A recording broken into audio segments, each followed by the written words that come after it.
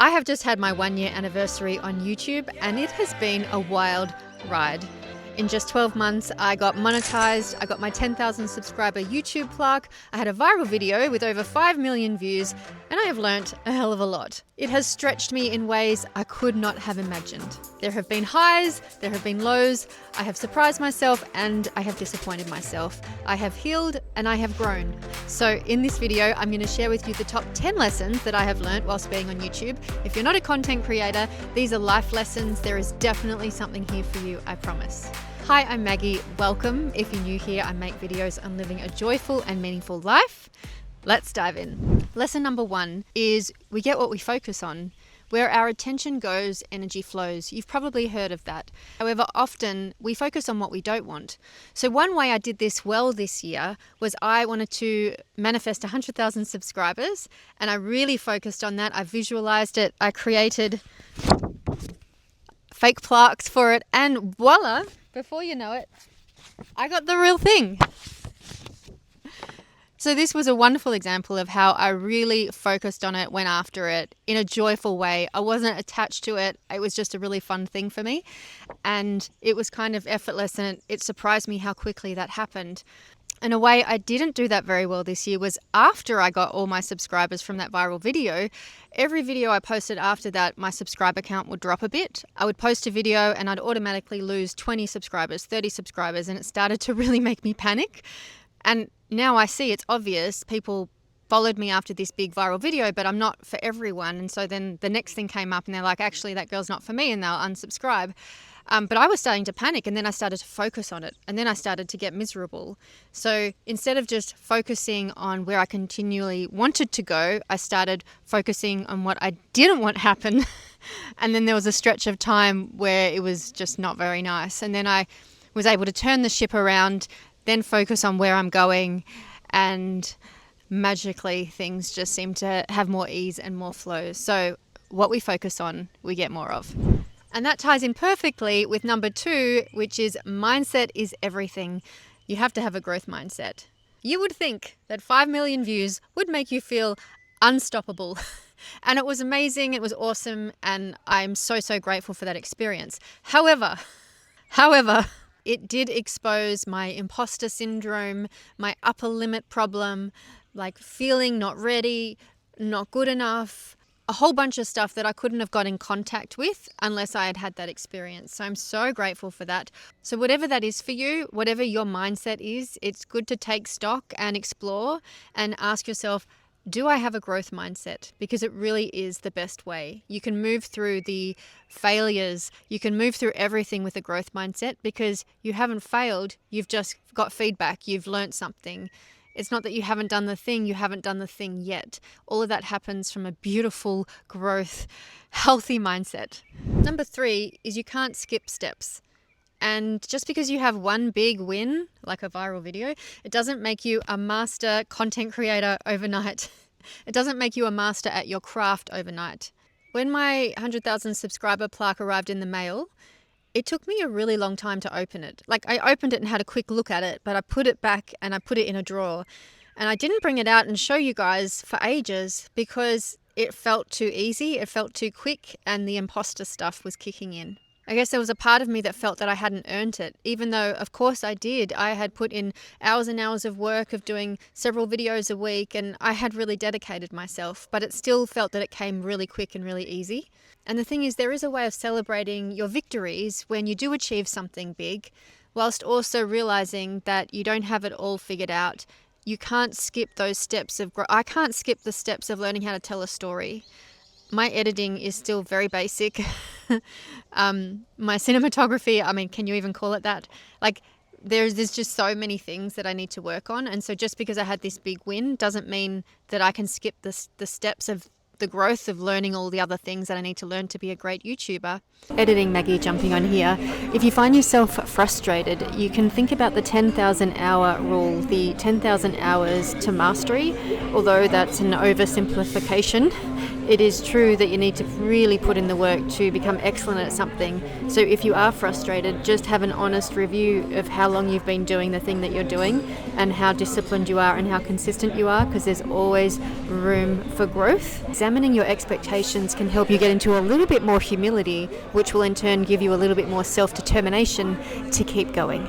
You know, Mr. Beast has famously said you need 100 videos to even have a clue of what you're talking about, and I'm in 50 something, so I've got a long way to go before I can even say I'm probably doing a decent video. At the moment, I'm just trying to communicate what I've learned and share that with you, and it's not too snazzy, but I am hoping that the storytelling aspects will come out a bit clearer and more engagingly in the future. Is engagingly a word? I'm not sure. Number 4 is to start before you're ready. I cannot emphasize this enough. I spent 12 months researching, learning, procrastinating. I did a video on procrastinating. I'll link it in the description. Procrastinating before actually starting my YouTube channel. And I am not alone. I have so many people comment on my videos that they've been wanting to do this for so long and they just can't get started because they're just not sure how to start. And if you just slap something together and put it out there, you will learn so much from that one experience. You should go back and have a look at my first few videos. They're pretty bad and I love it. I love that they're so bad, so I can tell people, go back and have a look at how bad my videos are to encourage you to just have a go. No matter what it is that you're putting off, just do it. Number 5 is authenticity beats polished and flashy every single time. In this insane world of AI, I believe people want real, they want flawed, and they want human, they want relatable. They're craving for that right now. And so there's never been a better time to get on YouTube or get out there in the world and just be real, just be yourself. It is so refreshing for people. I can't tell you how many comments I've got about my authenticity, people recognizing that in me. And it's so validating and it's so wonderful to be yourself and have people recognize that you're being yourself and saying that they enjoy who you really are. And so when you get that feedback, you're like, oh, people really see me because I actually am being myself. And there are times when, I can watch myself back and I can see that I'm putting something on or I'm a bit nervous, and there's definitely some in there where I'm like, a bit stiff and trying too hard. There's definitely all that in there, but that's part of the journey. It's not natural to talk to no one, like to just a piece of technology, as if it's a friend, but that's what I try and do. Hello, friend. One of my most favorite YouTubers is I think she's English, maybe she's Welsh, but her name is Laura Try. I'll put her in the description. She's so awesome. I've been following her for quite a while and she does all these physical challenges and she's just so real, so authentic. She shares her cat and her mum and her dad, and she's just so real, and she knows who I am because she watched my viral videos. So now we've like a little bit of back and forth, which makes me happy. It's another thing. By putting yourself out there, you never know who you're going to meet and who you're going to become friends with. But she's super authentic, and that is absolutely so endearing, and that is why I watch all of her videos. So check her out. Number 6 is failure is your best teacher. I once spent hours and hours and hours and hours and hours putting together a vlog style video on how I walked 10,000 steps a day for 30 days. And I couldn't post it because I watched it back and I realized it was empty. There was no real main message. It was just me vlogging and there was just no substance to it. And it hurt so much because I had spent, 20, 30 hours editing that video. At first I thought, what an absolute waste of my time. But now I realize there is great learning in that. Like, I will always make sure my videos have value in them before I post them. Like, that is drilled into my brain. And I decided to go and do a 20,000 step a day challenge, which I did, and I vlogged that. But that's going to take me probably 12 months to edit because there's so much footage. It's just overwhelming. But I did do a more challenging thing, and there was a great lesson in that I want to share with you eventually when I'm able to do that. Keep an eye out for that. 20,000 steps a day. Yep. Number 7 is perfection is the enemy of progress. Sometimes near enough really can be good enough. Not always, but sometimes. My last video that I released 3.5 minutes into it, there was some kind of glitch where there was like a strobing thing for another 3 minutes, and I could not fix it. It was perfect in my editing suite, but every time I exported it, it had this like strobing lights, and I just worked on it and worked on it. I couldn't figure it out, and I was so frustrated, and I was losing so much time and a bit of sleep over it. And I was like, you know what? I'm just going to release this. I put some text on top, just explaining to people what was happening, and this is the thing about living in the bush. There's like chainsaws going, and it sounds like trees falling down over there, and it's all happening. What was I saying? My point is, I released that into the world, and that video, out of the last 10 videos that I've released, that was the top performing video by far. I was very surprised and very grateful, but it was just a great lesson in sometimes, not always, but sometimes near enough is good enough, and you just got to get it out there and move on. Sometimes. Discernment is key. Number 8, don't look outside of yourself for validation. Everything has to come from within. This has been a huge lesson the entire year, and I'm still learning it. I'm still going deeper and deeper and deeper with it. Because when you're doing something that requires other people to watch it or view it or like it or share it, you can start to feel really good when a video is going well and start to feel really bad when no one's watching it. So it's just so key for general happiness and just contentment and ease and flow and peace that we get all of our worth from inside of ourselves. And that is definitely applicable to everyone around the world, no matter what craft or whatever your goals are, whatever career you're in. We have to go within. Number 9, exercise is non-negotiable. Period. I learnt this the hard way. There was a period of time when I stopped exercising as much. I love walking in nature. I love moving my body, but I just kind of stopped because I got a bit obsessed with YouTube.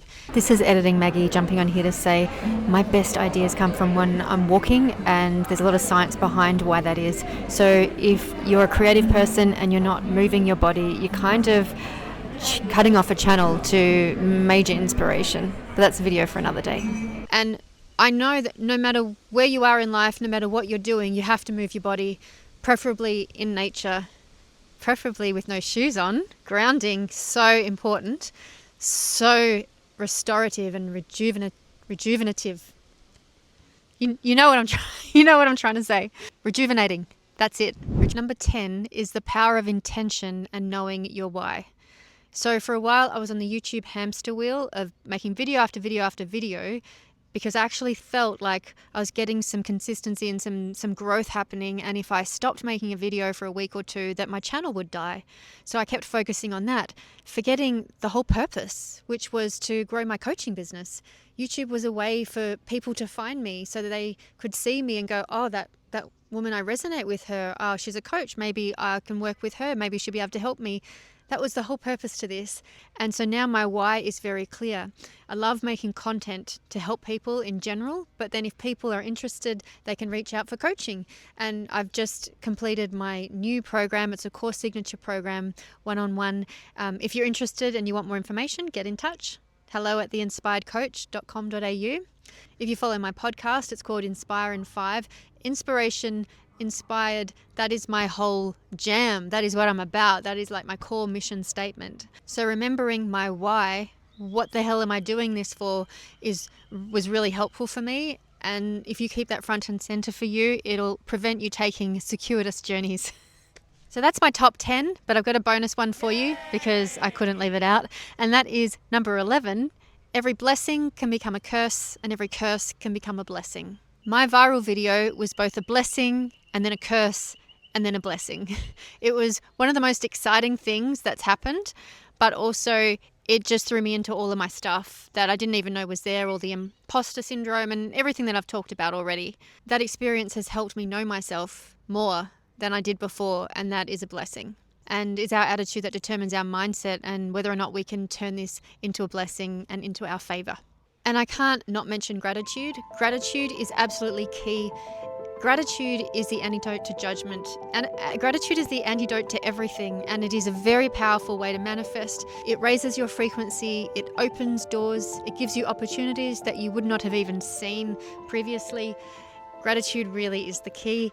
I hope you enjoyed this video. I absolutely enjoyed sharing my learnings with you. Till next time, my friends, stay inspired. Kookaburras are active today.